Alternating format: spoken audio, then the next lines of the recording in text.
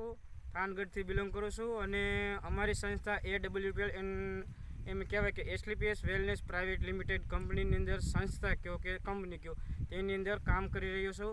તો તેની અંદર આપણે ખેતીને લગતી પ્રોડક્ટ છે, તો આપણે ખેતીને લગતી પ્રોડક્ટ જે છે એ વપરાવી છે અને વાપરવાથી જે ખેડૂત છે તેમને વાપરી છે તો તેમને શું શું રિઝલ્ટ મળ્યા છે તો આપણે ચાલો ખેડૂતને જ પૂછીએ. તો રેખાબેન, તમે જે આપણે ખાતરમાં વાપર્યું તો કયું ખાતર વાપર્યું હતું?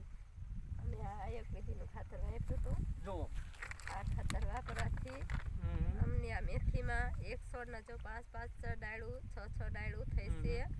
એમ પણ ઘઉંમાં અને રસકામાં પણ રિઝલ્ટ આવ્યું છે.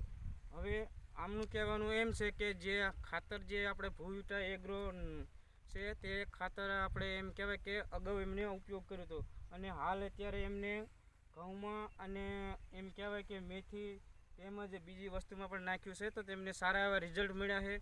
અને આની અંદર ગ્રોથ પણ આ છોડનો તમે જોઈ શકો છો, જે છોડની અંદર ડાળું ફૂટી અને એનો વધારો પણ છે.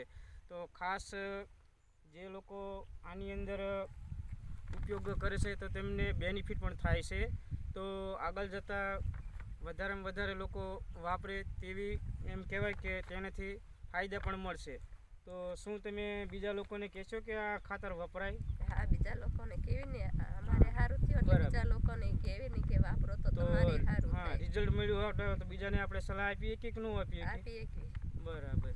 તો thank you Sanjeev Kumar, thank you SLPS. જય હો.